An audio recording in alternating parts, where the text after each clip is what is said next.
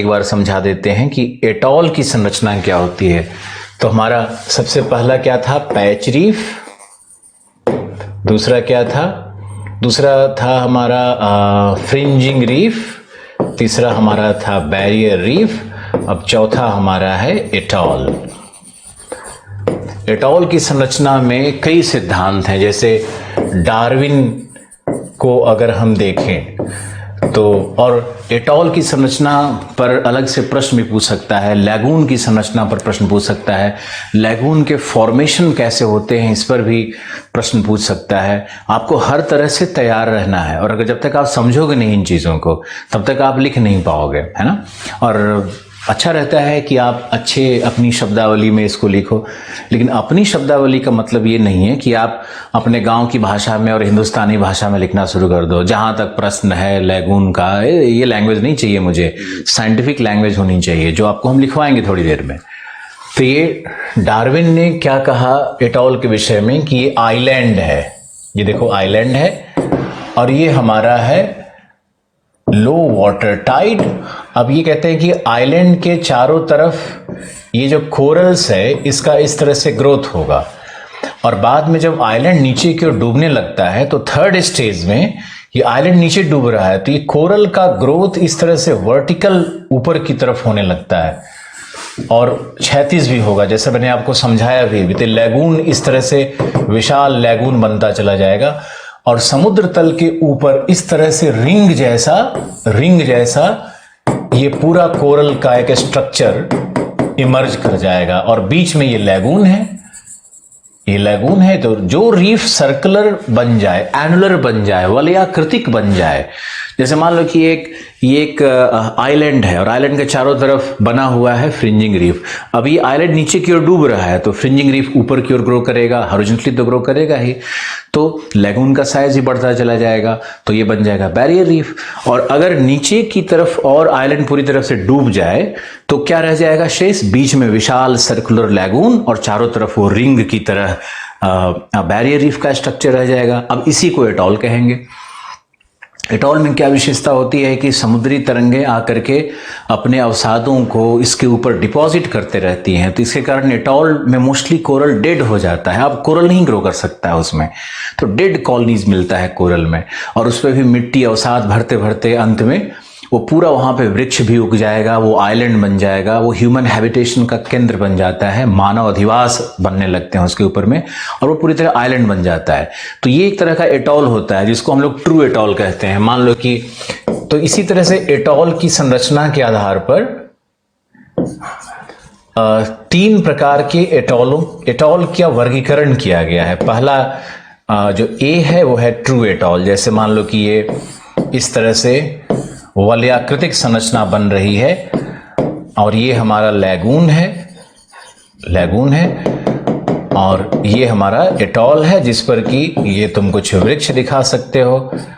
यहाँ पर मानव अधिवास भी आ जाता है, यहाँ पर मानव सेटलमेंट्स भी आ जाता है। लक्षद्वीप में तो बहुत बुरा हाल है, और लक्षद्वीप के लिए तो अब एक पॉपुलेशन पॉलिसी की आवश्यकता है। लक्षद्वीप में 99% मुस्लिम्स रहते हैं, और उनका जो पॉपुलेशन ग्रोथ रेट है वो बहुत ज़बरदस्त है, 3.6 ऑन एन एवरेज। भारत में भी बहुत सबसे ऊपर है, और वहाँ भी बहुत ज़्यादा है। अब लक्षद्वीप को बचाने के लिए वहाँ का पॉपुलेशन डेंसिटी अगर लक्षद्वीप का आप देखोगे तो अब आज प्लीज़ आप देखना, तो आपको 3000 गांव है जबकि लक्षद्वीप, तब भी वहाँ पे इतना भयानक पॉपुलेशन डेंसिटी हो चुका है। और जबकि कुछ द्वीप इनहेबिटेड नहीं है, कुछ द्वीपों पर अधिवास नहीं है, कुछ ही द्वीपों पर अधिवास क्षेत्र हैं, तब भी पूरे लक्षद्वीप का जो पॉपुलेशन डेंसिटी है वो 3000 के आसपास है। अगर जो इनहेबिटेड जो लक्षद्वीप के द्वीप बने हुए हैं उसका अगर हम लोग जाकर सिर्फ उसी द्वीप का देखेंगे तो 7000 के आसपास पॉपुलेशन डेंसिटी हो चुका है, जो भारत के औसत डेंसिटी से कितना ज़्यादा है इसकी आप कल्पना करके देखो। तो कोरल रीफ स्ट्रक्चर को बचाने के लिए पॉपुलेशन पॉलिसी लाना बहुत ज़रूरी है। लक्षद्वीप के ऊपर में अगर प्रश्न आता है तो उसमें पॉपुलेशन डेंसिटी एक, और पॉल्यूशन, टूरिज्म और पॉपुलेशन डेंसिटी, यही दोनों पे स्टडीज हो रहा है, और इसी दोनों को रोकने की बहुत ज़रूरत है वहाँ पे। ओके, अब ये हमारा ट्रू एटॉल कहलाता है। लेकिन दूसरा एक एटॉल क्या होता है, हम इसी में मॉडिफिकेशन करके आपको दिखाएंगे कि अगर इस लैगून के अंदर में यहाँ पर अगर मान लो इस तरह से आइलैंड का पीक दिख रहा हो, आइलैंड का पीक अगर यहाँ पे मान लो इस तरह से दिख रहा हो आपको, और आइलैंड पूरी तरह से डूबा नहीं हो, लैगून चारों तरफ है, एटॉल चारों तरफ से, बीच में आइलैंड का पीक दिख रहा है जिसपे कि वृक्ष बने हुए हैं और इस पर ट्राइब्स रह रहे हैं। कितना सुंदर लगता है सोच करके, यहीं पे अगर हम लोग पिकनिक मनाने चले तो कितना मजा है। और बशर्ते कि ट्राइब कहीं से कोई विष बुझा तीर न मार दे, जो अभी हुआ अंडमान में। गया था एक हमारा भाई वहाँ, यूरोपियन भाई, ऑस्ट्रेलियन था शायद, ऑस्ट्रेलियन था, जो कि यहाँ पे मारा गया बेचारा। तो ट्राइब्स को पता नहीं होता है ना कि वो क्या कर रहा है, वो तो भयभीत रहता है, तो भय के कारण किलिंग करता है, न कि कोई स्वार्थ के कारण, लूटपाट के लिए नहीं किया था किलिंग उसका। तो आप उसके टेरिटरी में जाओगे तो भय में आक्रमण कर देगा। तो ये देखो, ये है, ये इसको हम लोग आइलैंड एटॉल कहते हैं। ये हमारा दूसरा फॉर्म है एटॉल का, इसको हम लोग आइलैंड एटॉल कहते हैं। ये हमारा दूसरा फॉर्म है। तो पहले के बीच में, ट्रू एटॉल के बीच में आइलैंड नहीं होता है, लेकिन आइलैंड एटॉल का मतलब है कि एटॉल और लैगून के बीच में एक आइलैंड का पीक भी आपको दिख रहा हो, जिसपे बड़ा सुंदर सा जंगल फॉरेस्ट का कवर बना रहता है, ग्रीन कवर। ये बहुत सुंदर दिखता है पर्यटन के दृष्टिकोण से। इसमें आप बोटिंग करो, इस पे जाओ, इस पे आप पिकनिक मनाओ, तो ये अद्भुत है। ऐसा बहुत सारा है, लक्षद्वीप में भी है, अंडमान में भी है, आप कर सकते हो ये सब जा करके। कुछ आइलैंड्स को फ्री किया हुआ है। नेक्स्ट आप देखो क्या है, जो थर्ड हमारा है सी, इसको हम लोग कहते हैं एटॉल आइलैंड। Atoll island. अब ये आइलैंड एटॉल था, ये एटॉल आइलैंड है, शब्दों का हेर फेर है। तो ये एटॉल आइलैंड है। क्या होता है कि ये जो लैगून है वो धीरे धीरे करके इसमें समुद्र की जो धाराएं हैं, ये भी स्ट्रीम चैनल्स हैं, ये स्ट्रीम चैनल्स हैं जो अंदर भी आ रही हैं, कहीं से बाहर भी जा रही हैं। तो ये धाराएं इस लैगून में डिपॉजिट करेंगी और हजारों वर्षों की प्रक्रिया में ये पूरा लैगून धीरे धीरे करके भर जाएगा। अब ये जब लैगून भर जाएगा तो पूरा ही ये एक द्वीप बन चुका है, इस तरह का द्वीप बन चुका है। अब जैसे मिनी क्वाय है, आपने मिनी क्वाय का नाम सुना होगा, मिनी क्वाय इसी तरह का द्वीप बन चुका है। और मालदीव्स में ऐसा बहुत सारा द्वीप मिलता है जो कि एटॉल आइलैंड का उदाहरण हो गया है। तो ये एटॉल आइलैंड बन गया। तो हम लोग का एटॉल 3 प्रकार का होगा, ट्रू एटॉल, आइलैंड एटॉल और एटॉल आइलैंड।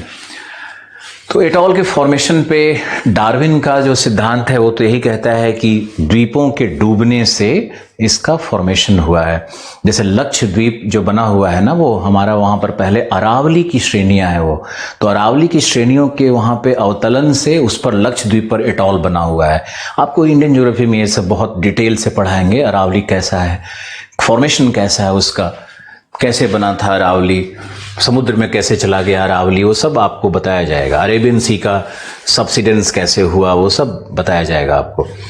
तो ये हमारा एटॉल पे एक सिद्धांत है, एक मत है जो कि डार्विन का है। इसके बाद अगर हम लोग दूसरे मत की बात करेंगे एटॉल पे, तो ये है हमारा मरे का सिद्धांत। तो मरे साहब कहते हैं कि भाई अगर ये समुद्र तल है और समुद्र के नीतल से बहुत सारे ऐसे ज्वालामुखी होते हैं जो कि मृत हो जाते हैं, जो ये ज्वालामुखी है, इसको कहते हैं सबमरीन वल्केनो। ये है हमारा सबमरीन वल्केनो। और सबमरीन वल्केनो का जो क्रेटर होगा, ये जो क्रेटर होगा, इसी क्रेटर के ऊपर में प्रवालों का विकास ये बताते हैं।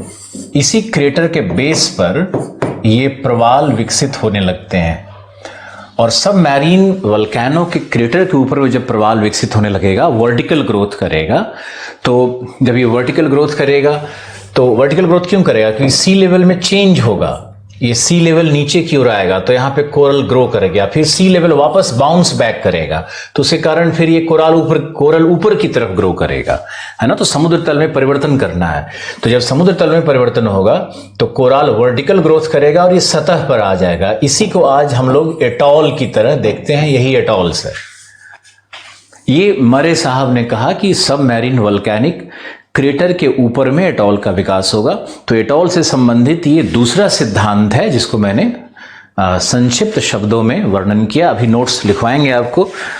और तीसरा सिद्धांत फिर अगर हम डिस्कस करना चाहें तो ये डैली का सिद्धांत है। डैली का कहना है कि जो महासागर का नीतल है, ये मान लो कि हमारा सी लेवल है, समुद्र तल है। तो डैली साहब कहते हैं कि जब प्लीस्टोसीन आइस एज आया, जो हिमयुग है, तो जब भी गर्म युग आता है तो समुद्र तल ऊपर उठेगा, और जब भी हिमयुग आएगा तो समुद्र तल में पतन होता है, निगेटिव चेंज होता है, रिग्रेसिव सी होता है। तो ये इनका कहना है कि भाई लगभग 33 फैदम, अब सविंदर सिंह ने इसको 100 to 200 मीटर्स ऐसे लिख दिया है, 33 फैदम का ही आंकड़ा है, उसी को याद रखना।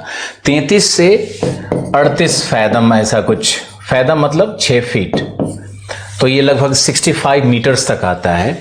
तो ये तो लगभग ये 65 मीटर तक समुद्र तल का पतन होगा।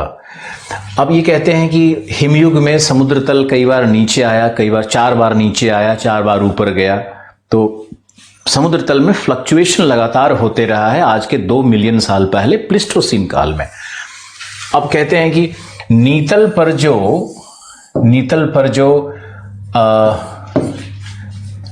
जो सी माउंट है, सागर के नीतल पर जो कटक हैं, और कटक के अपर्दन से जो सी माउंट्स बनते हैं, या जो कटक का ही भाग मान लो, तो ये जो अगर सी माउंट्स जो बने हुए हैं, तो जैसे ही समुद्र तल मान लो नीचे आएगा, यहां पे देखो सी लेवल 2 फ्लक्चुएशन हुआ, हिमयुग में समुद्र तल नीचे की ओर आया, तो समुद्री तरंगें जो पहले ऊपर थी, वही समुद्री तरंगें धीरे धीरे अब नीचे आकर के इस भाग पे कटाव करेंगे, तो ये क्या होता है कि ये ऊपर का जो शीर्ष भाग है, ये टूट करके चला जाता है अपर्दन से समुद्र की गहराई में। तो अब जब ये टूट करके चला गया, तो यहां पर क्या शेष रह गया? एक सर्कुलर चबूतरा रह जाता है, इस तरह से ये सर्कुलर चबूतरा बनता है। अब जैसे ही समुद्र तल दोबारा नीचे की ओर आया, तो इस सर्कुलर चबूतरे पे कोरल रीफ बन गया। अब जैसे ही समुद्र तल ऊपर की ओर बाउंस करेगा, तो यही कोरल फिर धीरे धीरे ऊपर की तरफ ग्रो करना शुरू करेगा, और इस तरह से ये निर्माण कर देता है अपने एटॉल जैसे वलयाकृतिक फॉर्मेशंस का। यानी सर्कुलर चबूतरे पे सी माउंट के शीर्ष के कटने से जो सर्कुलर चबूतरा बन रहा है, उस वृत्तीय चबूतरा के ऊपर में एटॉल का निर्माण होता है। ये मत है डैली का। डैली एक और बात कहते हैं कि ये भी संभव है कि अगर ये समुद्र का तल है और यहाँ पर ये आइलैंड है, और ये रहा हमारा वेव, ये है हमारा समुद्र सी लेवल, और यहां पे वेव है। तो अगर ये आइलैंड है, इस केस में देखो क्या था, सी माउंट था, जो कि जल के नीचे कटक का भाग होगा। इस केस में क्या है कि ये महाद्वीपीय आइलैंड है, महाद्वीपीय ग्रेनाइट चट्टानों से बना हुआ आइलैंड है, जो समुद्र तल से ऊपर है। तो इसका भी वही हो सकता है कि इसका भी वो समुद्र तल नीचे की ओर गिरेगा, मान लो नीचे की ओर गिरा, इसका भी यहां पर आइलैंड का कटाव हो गया, यहां पर भी सर्कुलर चबूतरा बन गया, और बाद में जब समुद्र तल ऊपर की ओर आया, तो यहां पे कोरल्स इस तरह से ऊपर की तरफ ग्रो कर गया, और ये आज वलयाकृतिक आकृति को ग्रहण करता है। तो ये भी एटॉल बन सकता है। यानी डैली के मत में एटॉल बनने की संकल्पना दो तथ्यों से है, 2 प्रोपोजिशंस पे आधारित है। पहला कि महासागर के नीतल पर जो रिज के अपर्दन से जो सी माउंट बने होते हैं, समुद्री पहाड़ियां होती है, उनके शीर्ष के अपर्दन से सर्कुलर प्लेटफॉर्म बना। और दूसरा ये है कि जो ऊपर में आइलैंड्स थे, जो पहले से प्री एग्जिस्टिंग आइलैंड है, वहां पे अगर समुद्र तल में हम फ्लक्चुएशन करेंगे, तो समुद्र तल जब नीचे आएगा, तो वहां से काट करके आइलैंड का जो ऊपरी भाग शीर्ष है, उसको टॉपल डाउन कर देगा, तो सर्कुलर प्लेटफॉर्म बन गया। अब जैसे जैसे समुद्र तल ऊपर की ओर वापस उठेगा, वैसे वैसे वहां पे कोरल भी धीरे धीरे ऊपर की ओर उठना शुरू करेगा, और वहां पर एक रिंग नुमा वलयाकृतिक संरचना का निर्माण करेगा, जो कि एटॉल है।